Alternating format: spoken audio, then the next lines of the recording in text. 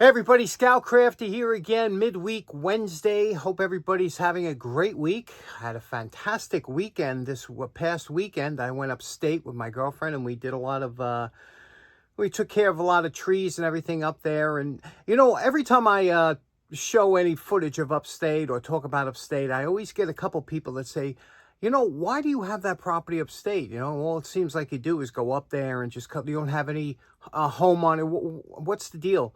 And I understand that for some of you people that live, let's say, in a decent area, you know, where you have maybe a quarter acre of land, you don't need a place to get away because you have nice property, you have a little bit of wiggle room, so to speak.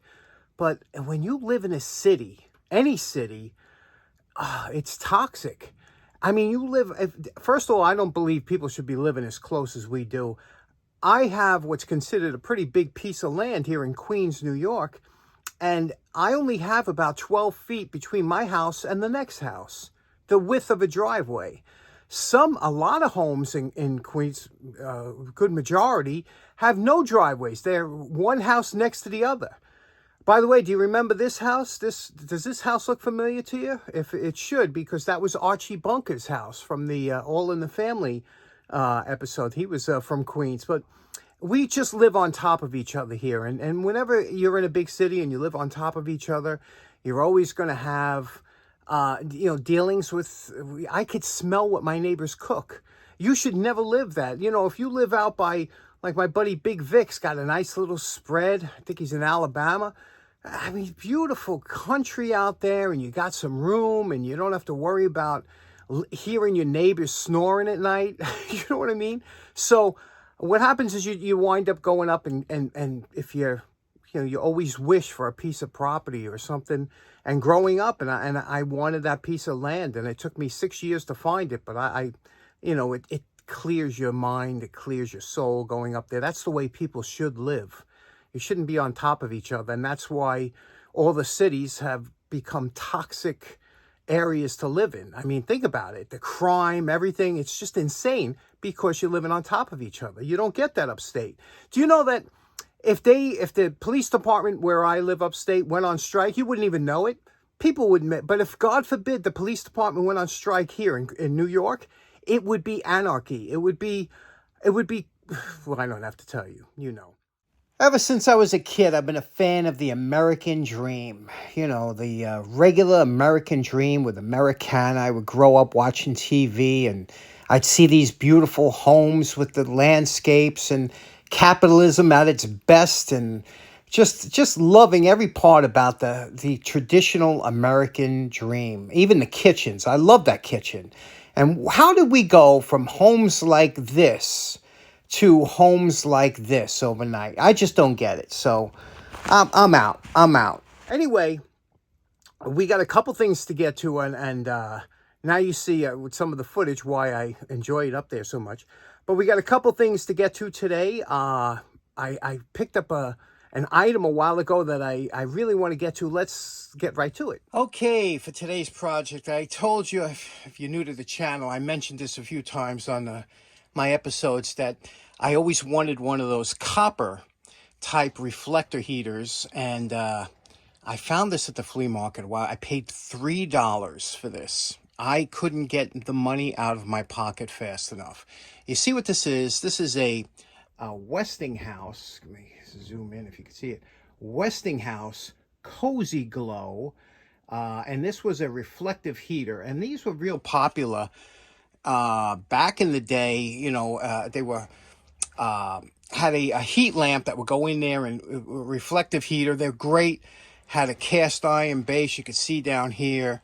It's a little bit dirty, but what I wanted to do, I always wanted to get one of these and make a steampunk lamp out of it. Now, if you're not familiar with steampunk, or the term steampunk, what it was, steampunk was a kind of a following, so to speak, of a bunch of people that were interested in mechanical and going back to a time when things were mechanical and steam driven, and it's a strange group of people that they get together and they dress up and they have all these items that are kind of mechanical, and it's a hard thing to explain, but once you see it, you kind of know where you're going with it. So I came up with a project, and this is what I was thinking about. I thought this would be a perfect project here. So what I'm going to do is I'm going to clean this up, and we're going to try and make this into a steampunk lamp. Okay, that I could put in the attic or something, and something that doesn't draw a lot of voltage or wattage or something I could leave it on. So let's get to it. Let's clean it up. Okay, you can see here's the cast iron base. This fits on here like this, and to get to that screw, you have to tilt the dish up and go through the hole, what normally would be the socket. So if you ever get one of these and want to take it apart, you're going to have to take the socket off to get to that screw. But there we go. You can see nice cast base. Let's clean it up. Okay, we cleaned everything off the best we could using Barkeeper's Friend, which is it doesn't scratch, and also scrub brush and everything. And then we took it to the wire brush. Look at this beautiful casting. Isn't that just beautiful? And the color is a natural color. So what I had planned to do on this is to shellac everything. I'll wipe it down again. Now it's all clean. Then we'll wipe it down with alcohol. And again, there is the... you can see what this says now. Let me put it up here, and you can see that says Westinghouse Cozy Glow. And you can see it was originally 800 watts. It had that heater bulb in there. But now what we're going to do is we're going to shellac everything, okay? Not the inside here. This will polish out later. We just cleaned it, though. And then we'll shellac it. And the shellac dries pretty quick, so within an hour or two, we could handle it again. But it will retain all this beautiful original finish on here, and then we'll come back. Anytime that you're going to be using shellac, it's always a good idea. And this is the kind of shellac I love. This, and it went up in price. It is tripled in price. I don't know why it's so expensive, but it's gold. It used to be a cheap alternative, and now it's just the opposite. Anyway, the first thing I do is I spray it down with some, now you could use denatured alcohol. I'm using 90% isopropyl alcohol. And what you do is you wipe it down here, and it'll dry very quick. You can see you're just making sure that there's nothing on here that's going to get sealed in. You see that little blacking that comes off? That's normal. And just wipe it down. You might have to do it once or twice, but wipe it down. You're getting all that residual. That's from the wire brush, by the way, because my wire brush isn't as clean as it should be. But we're going to wipe down all the parts, and then we're going to put on shellac using a piece of rag and wiping it off. Here is the rag that we're going to use, and I'm taking, this is shellac in here. I just put in this container because I use it so much, okay? Saturate the rag good. Make sure it's all saturated. You want this to soak into the rag because you're going to be wiping it on very quickly. Okay, and let me show you how quickly this goes on. This is how you're going to do it. You're going to wipe it on, okay? And you're going to work it into all, because you can see it's all intricate in here. You're going to work it in, okay? And when you work it in all the way around, this was going to dry. It might darken just a little bit with the alcohol, but it's going to look beautiful and original. Now, if you get any shellac on your hands or anything, it's not to worry. This is safe. It comes from the shellac bug. It's totally safe. In fact, they used to cover candies with it. So you could just dilute it, wipe it off with a little isopropyl alcohol, and clean up like that, and then it wipes right off. But you can actually eat this stuff. That's how safe it is. Well, there's alcohol and additives in there. You wouldn't want to do it. But the actual shellac that comes from the bug is 100% safe. Now, while the shellac is drying, and like I said, it will dry within an hour. You can handle it, no problem. And I have it on the furnace, even though I know it's summer, it's warm weather, but I get my hot water from it.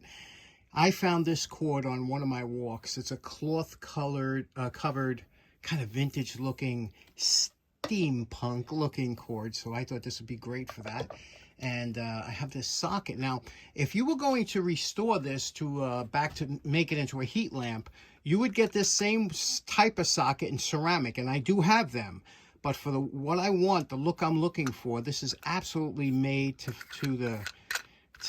fit the bill. So again, if you're going to use it for a heat lamp, you'd want this to be ceramic, not. This is probably a plastic that looks like Bakelite, but we're going to put that cord in here. To put the cord in here, all you have to do, this is the ring that holds it flush to the reflector. This opens up like this. When it does, you can see here is the the socket. And what you do is you see there's two colors. Remember, the brass color is always the hot, which is the positive. Now, for most incandescent lights, polarity doesn't matter.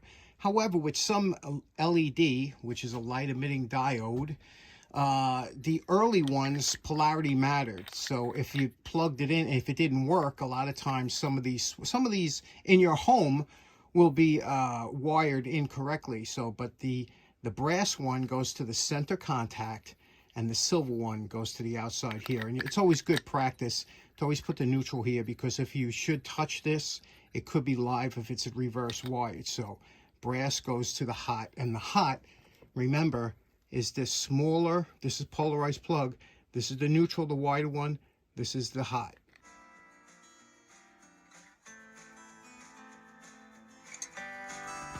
We waxed the inside with some Carnauba, Mother's Carnauba wax, and you can see how nice that looks, right? And you don't want to go, you can't get anything abrasive whatsoever. The finishes on the inside of these things were really susceptible to scratching, so don't use any Brillo or anything. Very lightly got to go on that. I don't know why. And you can see the shellac over here. Just gave it a nice sheen, and look at the beautiful base on here. Look at that. That is just lovely, right? And again, it's all natural. So let's put the socket in, and let me show you something satisfying. We took off the retention ring, and watch this. That is a beautiful fit. Now we just screw the ring on from the other side, tighten it up, and you can see what that looks like. That's the look we were going for. Now the important thing, and just tighten it by hand. There we go. That's all there is. I put a little strain relief here with some heat shrink. The important thing is now to get the proper bulb. The wrong bulb can totally ruin this project. So I looked a long time to find the right bulb, and I think I found it, because I didn't want a bulb. This originally had a grating that went over it, which is gone.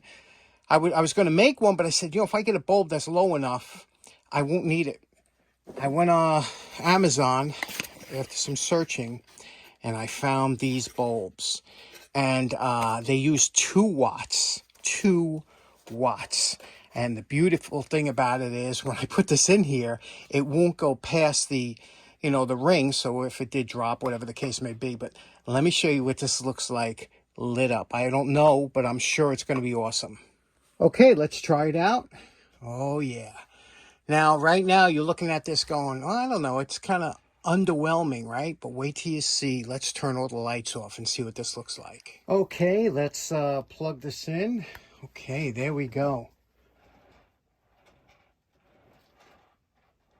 Now, that's made to look exactly like a heat lamp. You would think this thing's throwing off heat, but it's only 2 watts. Let's see what some of the other colors look like. Here's green. Here's purple. Here's yellow. Red. Here's blue. This is a 1 watt clear bulb. 1 watt LED.